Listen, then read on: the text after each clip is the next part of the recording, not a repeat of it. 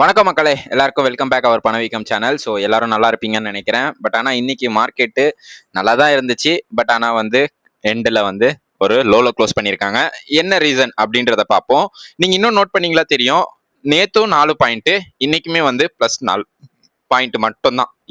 இதுக்கான ஒரு சூழல் என்ன ஆச்சு, ஏன் அப்படின்றத நம்ம பார்ப்போம். அதாவது நேத்து எந்த லெவல்ல இருந்துச்சோ இன்னைக்கு காலையில நல்ல ஒரு ஏற்றத்தை ஏத்தி அங்கிருந்து மறுபடியும் கீழே போட்டிருக்காங்க அப்படின்னு தான் சொல்லணும். ஸோ அதுபடி பார்த்தீங்க அப்படின்னா நேத்து லெவல் தான் இன்னைக்கு லெவலும் சேம் லெவல் தான், வேற எந்த மாற்றமும் இல்லை.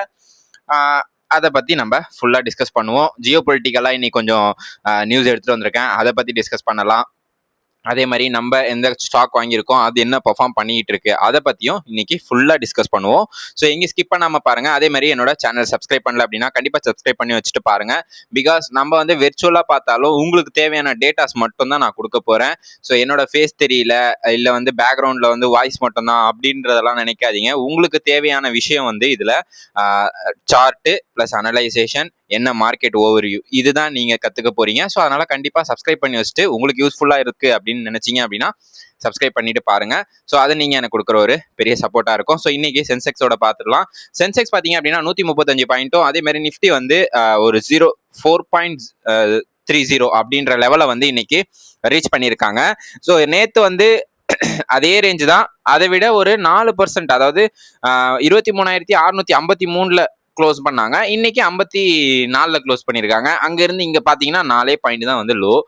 இந்த 4 பாயிண்ட்டுக்கு முன்னாடி இன்னைக்கு காலையில 830 வரைக்கும் போச்சு.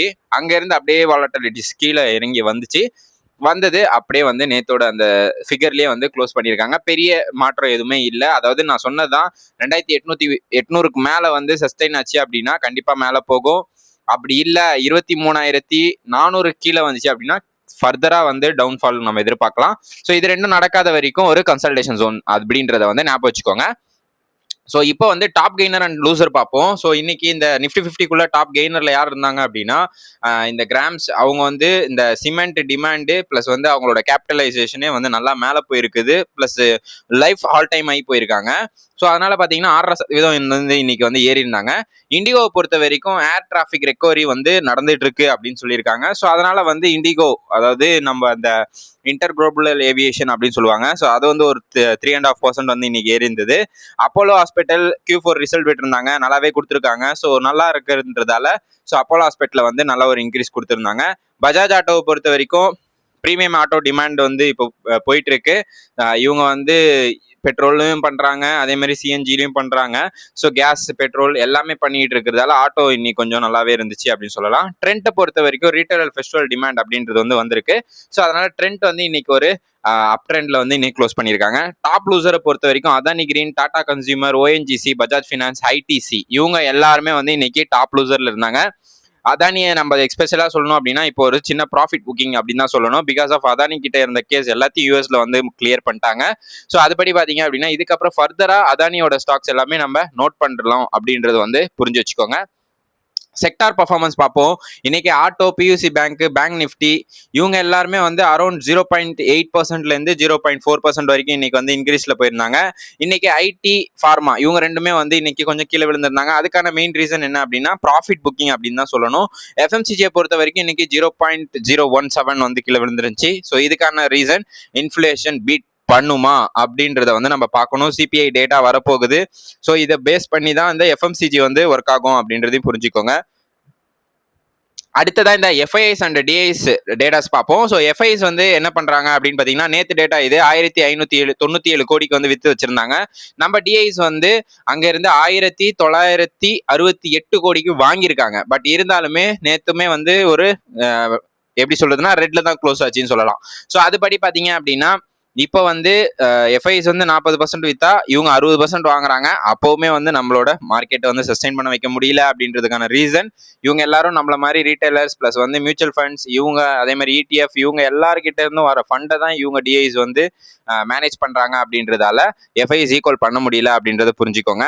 ஸோ மேக்ரோ டேட்டாவை பொறுத்த வரைக்கும் ஐஎன்ஆர் இன்னைக்கு பார்த்தீங்க அப்படின்னா 96.65 காசு மேலே போயிருக்கு. கோல்டை பொறுத்த வரைக்கும் 1,53,000 மேலே போயிருக்கு. பிரெண்ட் குருடாயில் அப்படின்றது 108 ரூபா அப்படின்ற டாலர்ல வந்து இப்போ பீக்ல போயிட்டு இருக்கு அப்படின்னு சொல்லலாம். ஸோ இது வந்து ஏப்ரல் மாதம் பீக்கு. ஸோ மறுபடியும் வந்திருக்கு. இது வந்து ஒரு பெரிய ஒரு டிராபேக் அப்படின்னு தான் சொல்லணும். 10 இயர் பாண்ட் ஹீல்டு வந்து ஒரு ப்ரெஷர்ல போயிருக்கு. ஃபிளாட் ஹையா இருக்கு. இப்போதைக்கு 7.3% வந்து இன்க்ரீஸ் ஆயிருக்கு. குளோபல் மார்க்கெட்டை பொறுத்த வரைக்கும் எல்லாமே கொஞ்சம் கிரீன்ல தான் இருந்துச்சு. நிக்கி அண்ட் ஹான்சாங் எஸ்பெஷலி நிக்கி வந்து பார்த்தீங்கன்னா 1.5%, ஹான்சாங் வந்து 0.160 வந்து இருந்துச்சு.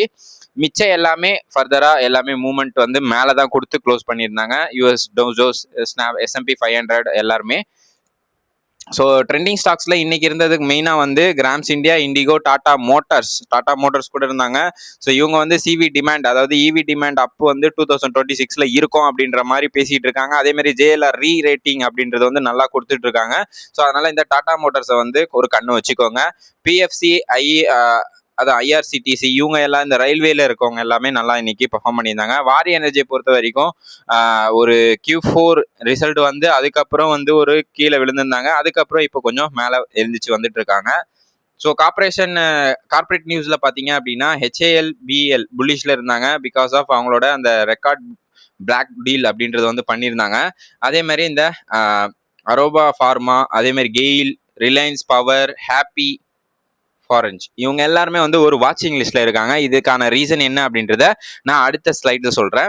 ஸோ இன்னைக்கு ஜியோ பொலிட்டிக்கலா பாத்தீங்க அப்படின்னா மிடில் ஈஸ்ட்டுக்கும் ரஷ்யா உக்ரைன் வாருமே வந்து இன்னுமே வந்து கண்டினியூ ஆகிட்டு தான் இருக்கு. ஸோ இதனால எனர்ஜி சப்ளை அப்படின்றது வந்து கொஞ்சம் குறைஞ்சிருக்கு அப்படின்னு சொல்லலாம். பட் ஆனா நியூ சப்ளை ரூட் அப்படின்றத வந்து இப்போ ரெடி பண்ணிட்டு இருக்காங்க. ஸோ இதுபடி பாத்தீங்க அப்படின்னா பிரெண்டோட குருடாயில் வந்து பீக்ல இருந்து குறையும். ஸோ இதனால இந்தியா பெனிஃபிட் ஆகும். நியூ ரூட்டை கண்டுபிடிச்சிட்டாங்க அப்படின்னா. யூஎஸ் ஃபெட் வந்து இன்னும் ஸ்டில் அவங்க வந்து ரேட் கட் எதுவும் கிடையாது அப்படின்ற மாதிரி சொல்லியிருக்காங்க. 10 இயர் பாண்ட் ஹீல்டு வேற ஒரு ப்ரெஷர் கொடுத்துட்டு இருக்கு. ஸோ அதனால யூஎஸ் ஃபெட் வந்து பெருசா எந்த டிசிஷனும் எடுக்கல. EM கேபிட்டலும் வந்து காஷியஸா இருக்காங்க அப்படின்றத வந்து நம்ம புரிஞ்சுக்கணும். So India, US, EU trade அப்படின்றத வந்து பேசியிருந்தாங்க. ஸோ அதுபடி பார்த்தீங்க அப்படின்னா ரினியூவபிள் அண்ட் சிப்ஸ், அதாவது நம்மளோட அந்த செமிகண்டக்டர் அப்புறம் ரினியூவபிள் எனர்ஜி இதுக்கான டிப்ளமேசிக் பாசிட்டிவ் வைபா வந்து பண்ணிட்டு இருக்காங்க. ஸோ இதில் வந்து மெயினாக எந்தெந்த கம்பெனிஸ் வந்து உள்ள வரும் அப்படின்னா வாரி, சுஸ்லாண்ட், அதே மாதிரி அதானி ரினியூவபிள் இவங்க எல்லாருமே வந்து இதுக்குள்ள வருவாங்க அப்படின்றத புரிஞ்சுக்கோங்க. RBIயோட அன்சார்ட் பாலிசி அப்படின்றது வந்து இப்போ பண்ணியிருக்காங்க. அன்சேஞ்சா இருக்கு. ஸோ எதுவுமே வந்து சேஞ்ச் ஆகலை. பட் ஆனால் இந்தியாவோட 10 இயர் பாண்ட் ஹீல்டு வந்து 7.3 போயிருக்கு. ரேட் சென்சிட்டிவா இருக்கு அப்படின்ற மாதிரி பேசிட்டு இருந்தாங்க.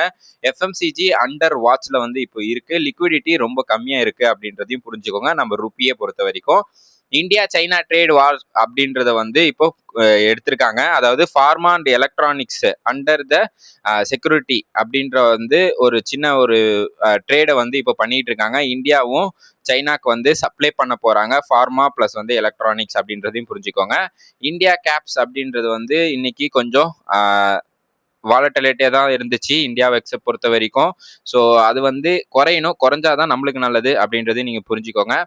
டுடே இன்ட்ராடேல பார்த்தீங்கன்னா ஜோன் வந்து 23,600லேருந்து 23,830 வரைக்கும் போயிருந்தது. ஸோ இது வந்து அதே கன்சல்டேஷன் ஜோனில் தான் இருக்குது அப்படின்றத வந்து நான் சொல்லியிருந்தேன்.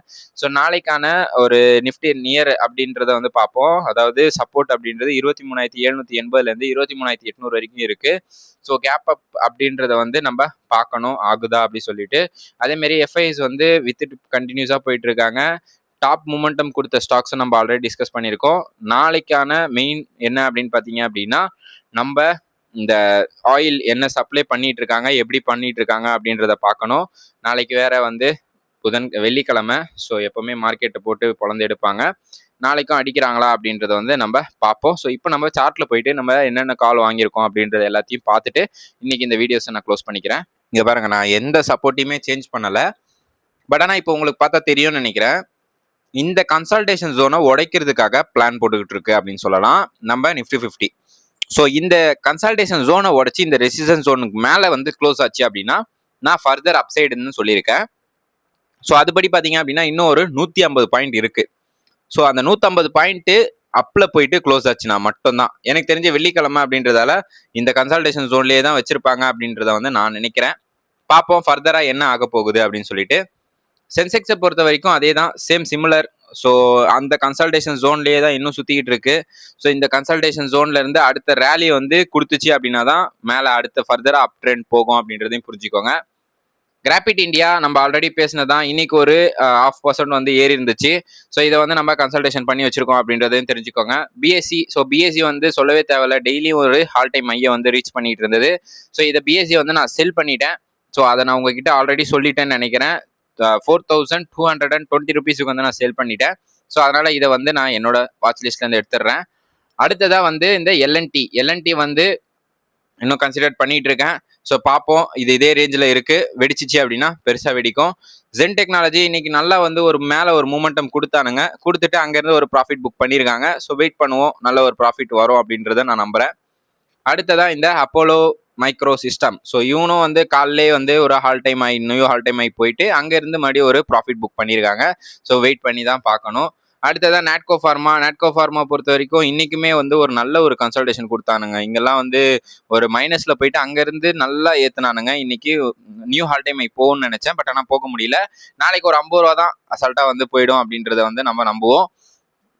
விமார்ட் ரீட்டைலர், ஸோ இதை வந்து நம்ம பேசியே ஆகணும். இப்போ நம்ம வந்து கன்சல்ட் பண்ண ஒரு ஸ்டாக்கு, பட் ஆனால் ஸ்டில் எனக்கு வந்து இது லாஸ்ல தான் இருக்கு. பார்ப்போம் இது எப்படி திரும்ப போகுது அப்படின்னு சொல்லிட்டு, அதுக்கப்புறம் நம்ம ஃபர்தரா மூமெண்டம் என்ன இருக்கு அப்படின்றத பார்க்கலாம். ஸோ இன்னைக்கான வீடியோ இதுதான். எல்லாருக்கும் பிடிச்சிருந்தது அப்படின்னா கண்டிப்பா லைக் பண்ணுங்க, ஷேர் பண்ணுங்க, அதே மாதிரி சப்ஸ்கிரைப் பண்ணிட்டு என் வீடியோஸை பாருங்க. அது நீங்க எனக்கு கொடுக்குற ஒரு பெரிய சப்போர்ட். நன்றி மக்களே.